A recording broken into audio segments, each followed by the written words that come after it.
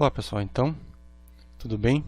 Vamos chegando na nossa última aula, né? Essa aula a gente vai tratar basicamente de dois assuntos, né?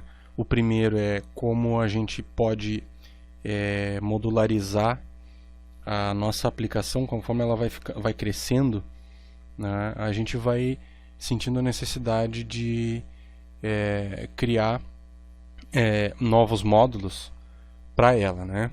Então a gente vai ver essa parte aí, e a outra parte na parte mais final do nosso vídeo eu vou explicar para vocês algumas coisas sobre como fazer o deploy, tá? Eu até não vou ter como fazer aqui um exemplo de deploy num Nginx ou Apache, por exemplo, mas eu vou explicar direitinho para vocês como funciona o deploy do Flask e nesses servidores, né?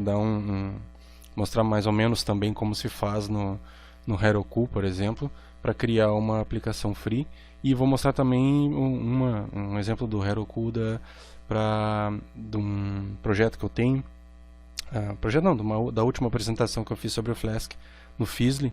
Eu criei um app em Flask, muito simples, obviamente, e coloquei lá disponível no Heroku. Depois eu passo o endereço para vocês, o Git, e aí vocês vão poder ver como é que está sendo feito, ok?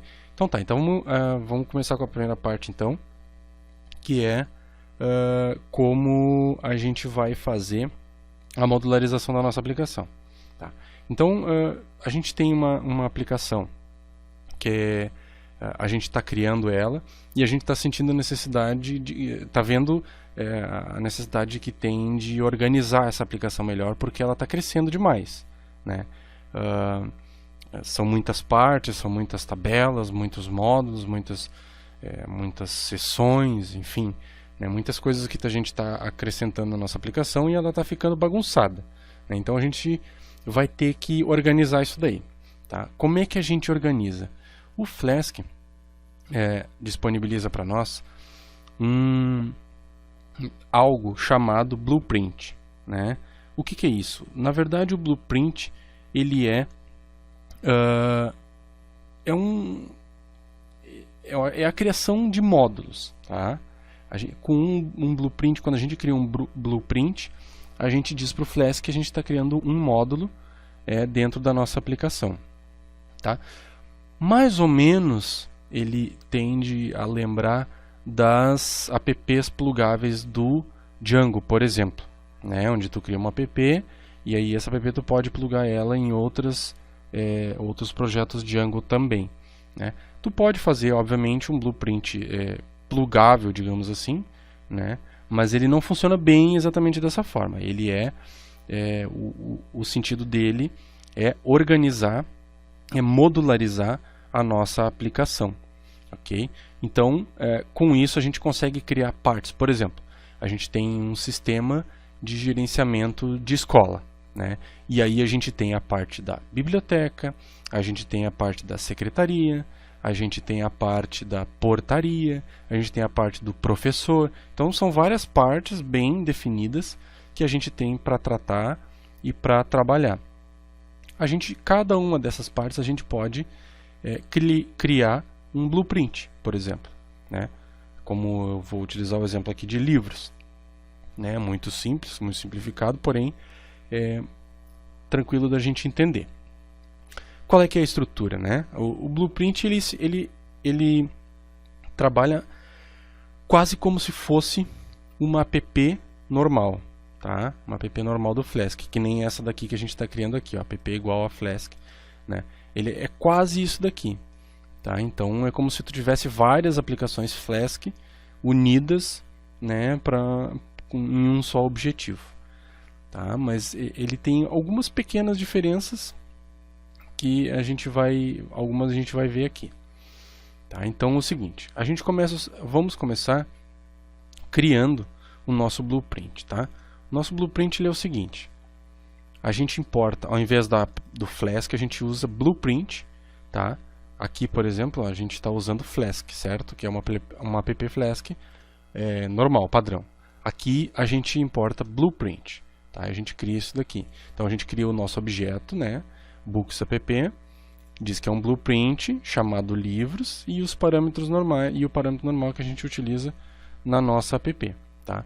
Só que a gente acrescenta um outro parâmetro que é chamado template folder, tá? Isso diz, a gente está dizendo para o nosso blueprint que ele vai utilizar templates, tá? Se a gente não colocar esse parâmetro aqui, ele vai dar template not found quando a gente utilizar o render template, tá? Então a gente coloca o template folder como templates e aí a gente vai poder trabalhar direitinho com os nossos templates ali embaixo, tá? Então aqui, ó, nosso diretório books, a gente está vendo aqui dentro do meu do nosso diretório da aplicação, a gente tem o diretório app, que é a nossa app mesmo, né? E o diretório books, que é o nosso blueprint. A gente poderia ter outros aqui, se fossem outros blueprints, né? Ou até outros diretórios, inclusive módulos Python normais, por exemplo, posso criar o meu utils e tal, enfim. Mas esse books aqui, dentro do init.py, a gente tem esse conteúdo aqui. Então eu criei meu objeto blueprint, né? E criei rotas através dele. Tá vendo aqui? No mesmo formato que a nossa app. Só que a nossa app está separada aqui, está modularizada. Então, ela está dentro do views, né? Aqui, ó, app. app.route. Então, ela está um pouco diferente, mas é a mesma coisa. Através do nosso objeto de aplicação, a gente cria a rota. Tá? Eu criei a rota barra. Aí tu vai me perguntar, tá, mas ele vai responder barra onde? O site já não tem barra? Sim, o site já tem o barra, já tem o root e responde pela app. Agora, depois eu vou mostrar para vocês como esse blueprint vai se comportar. Então, a gente criou o root do nosso blueprint, né? E criou uma outra rota chamada ver/id, que teoricamente seria para ver um livro em específico. Tá? E aqui no barra, ele vai fazer uma lista de livros. Tá? Então, aqui são dois templates normais. É o Jinja, né? O mesmo sentido, mesmas coisas que funcionam lá, funcionam aqui. Na verdade não é outra coisa, né? É a mesma coisa. Então, nosso template é do jeito que a gente queria, inclusive estendendo o próprio base que está lá no templates do app. Ó. Vocês estão vendo, o base está aqui. Aqui eu não tenho base, né? E aí eu disse que o title dele vai ser lista de livros, né? E imprimir um livro ali. E aqui o outro eu imprimi uma tabela com 3 livros, ok? Então tá, criado o nosso blueprint, que pode acessar o banco de dados, pode importar outras informações, fazer o que vocês acharem necessário. Eu venho na minha app e registro esse blueprint. Tá? Aqui é o momento em que ele fica parecido com uma app plugável do Django, né? Então eu importo esse objeto aqui, ó, em from books import books app e registro ele na minha aplicação já Flask que eu tenho instanciada, né? Então eu registro blueprint, o objeto e eu digo aqui, ó, URL prefix, né? Quando eu acessar /livros na minha app, ele vai passar todas as requisições para o meu blueprint. E aqui é que eu defino como é que o meu blueprint vai responder dentro da minha app. Certo? Então, esse é o sentido do blueprint. Essa é a organização dele. Tá? Ele funciona o templates, o static, ele renderiza templates, ele trabalha da mesma forma que uma app, né? Só que aqui a diferença é que a gente precisa informar que ele vai renderizar templates, né? E se a gente precisar também dos statics, a gente pode informar o static folder. Aí já fica tudo igual à nossa aplicação, ok? Então vamos ver ele rodando agora aqui no nosso terminal, tá? Na verdade já está no ar, ó. Tá? Aqui. Beleza. Esse daqui é a minha aplicação normal, minha aplicação base, né? Que estou acessando lá. Agora, quando eu acessar o /livros, ó, o que ocorreu? Ele imprimiu livros, imprimiu a minha tabela, que está sendo impressa no root do site. No root do Blueprint, aliás. Então aqui, o root, né, que eu acessei /livros. Tá? Eu até vou trocar aqui para vocês verem bem claramente. Vamos ver o seguinte, ó. BP de Blueprint, né? Aí ele já fez o reload aqui, que eu estou rodando em modo debug, né? E aí eu vou acessar /livros, opa, not found, certo? Então, porém, quando eu acessar BP, ele vai acessar o meu Blueprint, certo? Então ele acessou, passou as requisições para o meu Blueprint aqui, quando é o root, ou seja, /bp lá sem nada, ele vai imprimir o livros. O livros é a minha lista de livros, né? Quando eu acessar agora /ver /1id, ele vai imprimir o livro específico,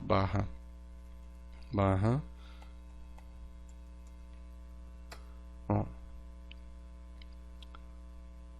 Ele mostrou aqui o ID, enfim, informações dos livros e tal, né?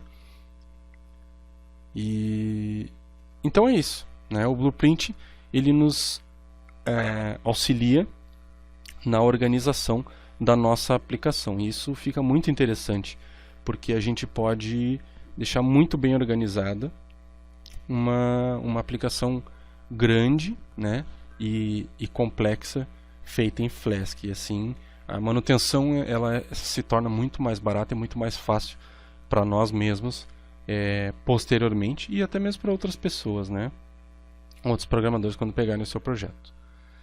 Ok? Então, o seguinte, agora, a gente, sabendo de tudo isso, sabendo como criar a nossa aplicação Flask, como acessar o banco de dados, como utilizar os templates, né, como trabalhar com cache, tudo isso, a gente precisa colocar essa aplicação em algum lugar, né? Mas onde é que eu vou colocar? Não posso simplesmente rodar essa aplicação de modo debug com um servidorzinho do próprio Flask. Por quê? Porque esse servidor ele é feito somente para desenvolvimento. É aquele servidor simples, sem segurança, sem poder de processamento, né, bom, para que tenha uma resposta suficientemente boa para, por exemplo, 20 pessoas. Nem garanto isso, na verdade, né? Então esse é o servidorzinho para te utilizar, né, com uma ou duas pessoas fazendo alguns testes de aplicação, de funcionalidade, né? Não é para te testar performance exatamente da tua aplicação. Porém, quando tu precisa colocar, então tu precisa colocar essa tua aplicação a rodar abaixo de um servidor web, né, de fato, ou seja, abaixo de um Apache, de um Nginx, né, ou de um Lite HTTPD, por exemplo, além de alguns outros, né? A gente tem, por exemplo, o ambiente do Heroku, né? Deixa eu mostrar aqui para vocês. O Heroku, ele tem um ambiente que tu pode instanciar algumas aplicações, né? E uma delas, um tipo de aplicação que pode instanciar, é a aplicação Python com Flask, tá? O detalhe é que tu precisa obrigatoriamente utilizar um virtual env para isso. Tá? É o que ele pede, o que o próprio Heroku organiza, da forma que ele organiza. Então ele cria um Git lá para ti, tu instancia tu coloca um repositório Git dentro do teu projeto, adiciona a tua chave SSH lá, né? Tu cria uma chave SSH e manda para lá, e utiliza essa aplicação dele, próprio Heroku, e o Foreman para fazer o teste da aplicação, e aí tu envia essa tua aplicação para lá para o ambiente do Heroku, ou seja, o virtual env ele se deve ao fato da organização da infraestrutura lá do Heroku. Então tu cria, tu entra no teu Virtual Env, tu faz a instalação dos teus pacotes necessários, né, do Flask. Rodar a tua aplicação Flask pelo Unicorn é uma boa, eu vou mostrar a vocês também para quê. E aí criando o teu ambiente lá, tu faz o pip freeze, né? E manda esse resultado pro arquivo chamado requirements, e aí tu sobe tudo ele para lá, ó, aqui é pip freeze requirements.txt. Quando tu subir para lá, que o Heroku notar que tem alteração, ele vai pegar esse arquivo e vai gerar o virtual env necessário para a tua aplicação rodar. Então, através do requirements.txt é que tu vai dizer para ele quais as libs que vão ser instaladas, tá? Isso é uma breve explicação, vocês podem acessar aqui, ó, no próprio devcenter do heroku.com/articles/python, tá? E aí tem todo o passo a passo, como fazer isso aí. Basta instalar o Heroku na tua distribuição Linux aí ou no Windows, né? Para utilizar isso daí e enviar a tua aplicação para lá. O Flask, como eu provavelmente já tinha falado para vocês, ele é um framework 100% compatível com WSGI, né? O que isso quer dizer? Isso quer dizer que ele já está pronto, tá? A gente não precisa utilizar de artimanhas ou de alterações para conseguir trabalhar dentro deste padrão, né? Deste padrão web de aplicação. Porém, a gente precisa, para como a gente está vendo aqui, o Apache e o Nginx, né? A gente precisa de um conector, ou seja, um conector desse web server, né, que é standalone, que é os padrões utilizados por aí hoje. O Nginx vem crescendo muito. Então, para o Nginx, para o Lite HTTPD, para o Apache, a gente precisa de um conector entre a nossa aplicação e o servidor web, para que o servidor web possa tratar corretamente as requisições com a nossa aplicação. Porém, a gente tem servidores que já são fortemente utilizados, não, mas já são muito bons, muito maduros, né? Vem crescendo a sua utilização e já se viu que tem um ganho de performance enorme também pelo fato de como eles trabalham, que são os servidores, o Unicorn e o Tornado, principalmente, tá? Aí fora esses tem o Gevent, que a gente pode utilizar junto com o Unicorn, e o Twisted Web, né, que trabalha muito bem em ambiente distribuído e tal, tá? Mas trabalhando com, por exemplo, a gente fazer uma infraestrutura assim, um servidor Unicorn rodando os workers, tá? Se a gente for ver na configuração do Unicorn, a gente tem como escolher os workers, ou seja, as threads que estão trabalhando lá. Eles vão trabalhar com o Tornado ou com o Gevent, né? O Tornado, inclusive, o próprio Unicorn não indica que faça, porque o próprio Tornado já é um servidor web, né, que a gente pode colocar ele só atrás um proxy reverso, e ele já é suficientemente bom para responder direto a nossa aplicação para fora, tá? Então o Unicorn a gente utiliza através do Gevent, os workers, e disponibiliza a nossa aplicação, tá, para a web. Então a gente faz assim, o Nginx como um proxy reverso, respondendo com os arquivos estáticos, né, e chamando a nossa aplicação Flask através do Unicorn. Tá? Esse é um dos melhores ambientes que eu vejo até agora, né, que eu tenho trabalhado, inclusive estou montando um outro, nesse formato, Nginx, Unicorn e o Flask. Tá? Isso fica realmente um ambiente muito rápido e bastante disponível para os usuários da web, né, para os usuários do teu sistema. Então eles vão sentir uma uma facilidade muito grande de acessar o teu serviço quando tu criar nessa estrutura. Primeiro porque o Nginx é um servidor já muito rápido, né? Por trabalhar assíncrono, né? Ele já tem essa característica. E o Gunicorn ele facilita também pelo fato de trabalhar também assíncrono, de trabalhar também multithread, de saber tratar muito bem o servidor web e toda a memória disponível e todos os processadores disponíveis, tudo certinho. Ele trabalha muito bem com esse ambiente todo, certo? Então é isso, eu acho que ficou claro para vocês que, né, que a gente como a gente faz esse deploy para um servidor, né, para o nosso servidor de produção. A gente não deve utilizar o nosso servidor de desenvolvimento para isso, né, somente para alguns testes locais. Sempre utilizar um proxy reverso, né, para manter a segurança do nosso sistema. Se puder utilizar um Tornado ou um Gunicorn com Gevent ou mesmo um Twisted, através da nossa aplicação Flask vai melhorar, né? A gente tem outras opções como um Apache pelo mod WSGI ou FastCGI, né, que já não são tão responsivos assim, ou um Nginx através do micro WSGI também. É bom, esse aqui é uma solução boa, não tão boa quanto essas aqui, tá? E também a gente viu agora os blueprints que servem para nos ajudar a modularizar uma aplicação que está ficando maior.